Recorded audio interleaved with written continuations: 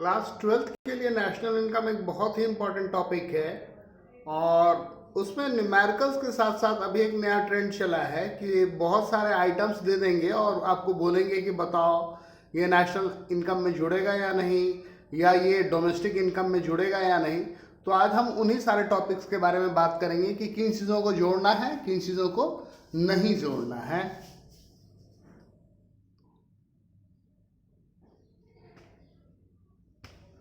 तो सबसे पहला हमारा क्या है, free medical facilities to employ. जो आपके कर्मचारी हैं उनको दिया गया medical facility.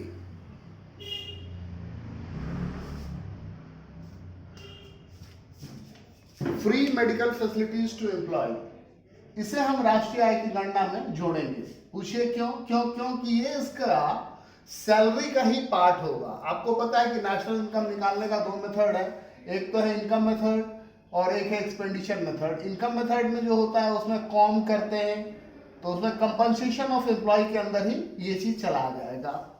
Interest on debenture, debenture में मिला हुआ इंटरेस्ट, ये भी राष्ट्रीय आय में, नेशनल इनकम में जुड़ेगा। डिवेंचर का मतलब होता है ऋण पत्र। कंपनियां जब बिजनेस करती हैं तो कई बार वो अपने लिए कर्ज लेती हैं, तो उस कर्ज के प्रूफ में जो डॉक्यूमेंट देती हैं उसको डिवेंचर या ऋण पत्र कहते हैं। और उस ऋण पत्र पे एक सर्टेन अमाउंट ऑफ इंटरेस्ट आपको पे करना होता है। तो बेसिकली जो इंटरेस्ट मिल रहा है उसको हम लोग इनकम मेथड वाले जो सिनेरियो है उसमें ऑपरेटिंग सरप्लस का पार्ट है इंटरेस्ट यहां का पार्ट होता है, तो यानी इसे हम लेंगे। फिर आगे बात आ रही है expenditure on purchase of second hand car. आप एक पुरानी कार खरीद रहे हैं और उस पर जो आप व्यय कर रहे हैं, तो बेसिकली ये राष्ट्रीय आय में नहीं जुड़ेगा, ये नहीं जुड़ेगा। लेकिन अगर आप इस कार को खरीदने के लिए जो प्रॉपर्टी डीलर है, जो ब्रोकर है, उसको अगर आप कुछ कमीशन दिए हैं तो वो जुड़ेगा। सेल ऑफ शेयर्स, ये भी नहीं जुड़ेगा। क्यों नहीं जुड़ेगा? क्योंकि मैं और एक डॉक्यूमेंट, एक पेपर खरीद रहे हैं, इसलिए। गिफ्ट्स रिसीव फ्रॉम अब्रॉड, आपको विदेशों से आपके कोई रिलेटिव है, फ्रेंड है, उन्होंने आपको कोई गिफ्ट भेजा, तो उसको आप नेशनल इनकम में काउंट नहीं करेंगे। क्यों? क्योंकि ये फैक्टर इनकम नहीं है, साधन आय जिसको बोलते हैं, साधन आय, फैक्टर इनकम ये नहीं है। तो हम लोग नेशनल इनकम का कैलकुलेशन में फैक्टर इनकम को ही कंसिडर करते हैं, तो ये फैक्टर इनकम नहीं है, इसलिए हम इसको कंसिडर नहीं करेंगे, यानी इसको हम कंसिडर नहीं करेंगे। फिर क्या है, dividend received on shares. Dividend का हिंदी मतलब होता है लाभांश। जब आप शेयर में इन्वेस्ट करते हैं तो कंपनियां जो प्रॉफिट कमाती हैं उसमें क्या करती हैं, शेयर होल्डर्स को भी उस प्रॉफिट का कुछ पार्ट देती है, और वो बेसिकली क्या है, आपके लिए एक इनकम का जरिया है। तो आपका इनकम, यानी आप जिस कंट्री में है उसके इनकम का वो पार्ट है, यानी हम उसे क्या करेंगे, कंसिडर करेंगे। तो यानी ये नेशनल इनकम में जुड़ेगा। सर्विसेज ऑफ हाउसवाइफ, गृहिणियों की सेवा। गृहिणी बेसिकली काम तो बहुत करती है, लेकिन उसके सर्विसेज को हम लोग नेशनल इनकम में काउंट नहीं करते हैं। एक्सपेंडिचर ऑन फीडिंग बेगर्स, भिखारियों को खिला रहे हैं, या यहाँ पे भिखारी बोलना नहीं, समझ लीजिए आप चैरिटी कर रहे हैं, चैरिटी दान पुण्य कर रहे हैं, है ना। तो उसमें जो आपने खर्चा किया वो नेशनल इनकम में नहीं जुड़ेगा। क्योंकि वो साधन आय, फैक्टर इनकम नहीं है। बदले में जहां चैरिटी कर रहे हैं वो आपको कुछ नहीं दे रहा है, वो कुछ भी प्रोडक्टिव नहीं कर रहा है। Sale of an old house, आप एक पुराना मकान बेच रहे हैं, तो उसको बेचने से जो आय आएगी उसे भी हम राष्ट्रीय आय में नहीं काउंट करेंगे। क्योंकि मकान तो ऑलरेडी एक बार बिक चुका है। लेकिन इस ओल्ड हाउस को बेचने या खरीदने में अगर कोई ब्रोकर आया है और उस ब्रोकर को आप कुछ पैसा दे रहे हैं, ब्रोकरेज दे रहे हैं, कमीशन दे रहे हैं प्रॉपर्टी डीलर को, तो वो पैसा काउंट होगा। Rent of owner occupied house, मकान मालिक के खुद के घर का किराया, तो वो काउंट होगा। Free meals given to employees, आपके यहाँ जो काम कर रहे हैं उसको आप सब्सिडाइज कर दिए या आप उसको फ्री में खाना खिला रहे हैं, तो बेसिकली आप फ्री में तो खाना नहीं खिला रहे हैं, वो उसकी सैलरी का समझ लीजिए एक पार्ट है, उसको फ्रिंज बेनिफिट बोल लीजिए, या उसको अगर दूसरे शब्दों में बोलिए तो उसको पर्क बोल लीजिए। वो एक तरीके का उसको बेनिफिट मिल रहा है। अगर वो नहीं काम कर रहा होता तो आप उसको नहीं खिला रहे होते। Expenditure on purchase of new house, आप एक नया मकान खरीद रहे हैं और उसको खरीदने में अगर आप कुछ खर्च कर रहे हैं तो ये इसको हम काउंट करेंगे। फिर क्या है, brokerage on sale of shares, तो जहां कहीं भी ब्रोकरेज की बात आती है, कमीशन की बात आती है, तो वो उस ब्रोकर के लिए तो इनकम है, तो वो काउंट होगा। सिर्फ सेल ऑफ शेयर्स की वैल्यू वो काउंट नहीं होगी, लेकिन आपने उसको जो कमीशन दिया है वो काउंट होगा।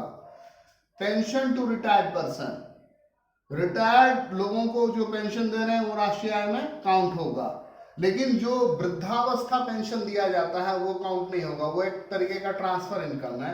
आप रिटायर किए, आपने काम किया, उस वक्त आप कंट्रीब्यूट किए थे और उसके बिहाफ पे आपको पेंशन मिल रहा है।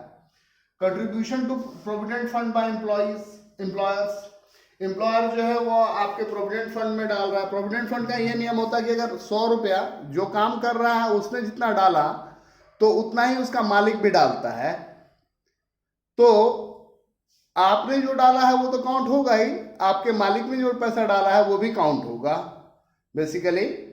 तो हम इसको नेशनल इनकम में काउंट करते हैं।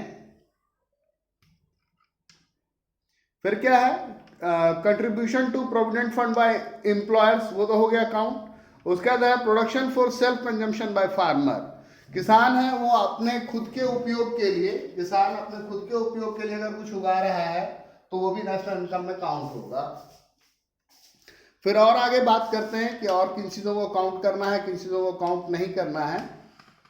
तो इनकम फ्रॉम स्मगलिंग, कोई ऐसा जो गैर कानूनी व्यवसाय है, गैर कानूनी व्यवसाय से अगर कोई आमदनी हो रही है तो उसे हम लोग काउंट नहीं करते हैं।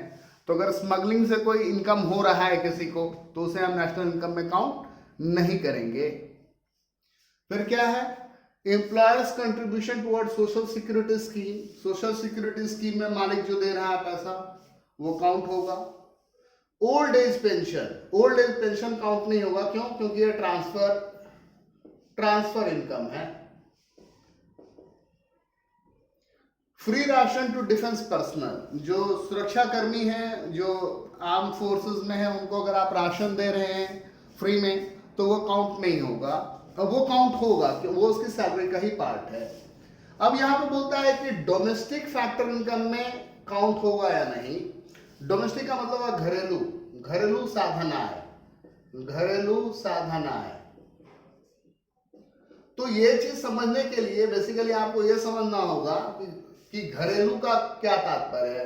तो जो इंडियन टेरिटरी है वो और उसके 22 माइल्स पानी में,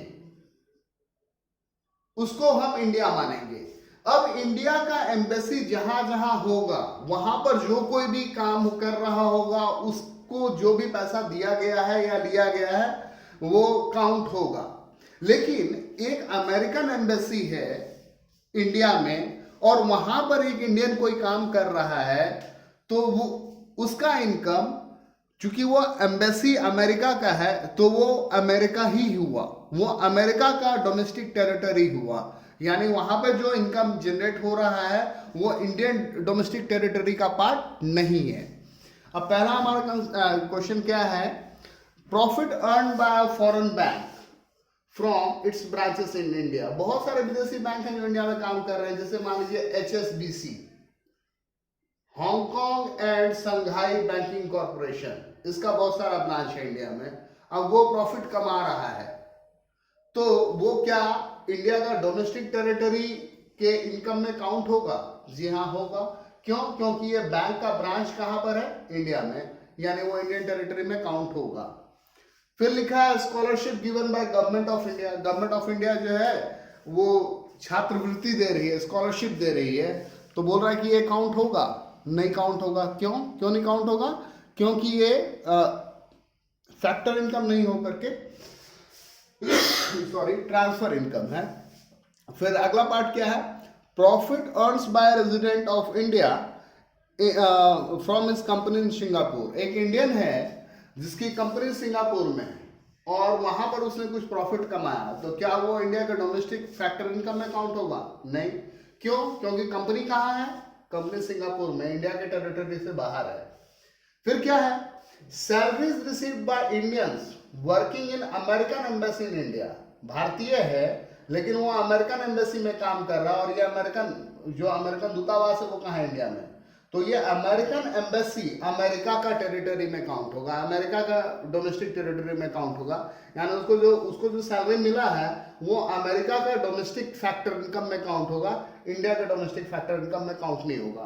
तो बेसिकली ये एम्बेसी वाला जो केस है वहां पर थोड़ा सा आपको अलर्ट रहना है, देख लेना है कि भाई क्या है।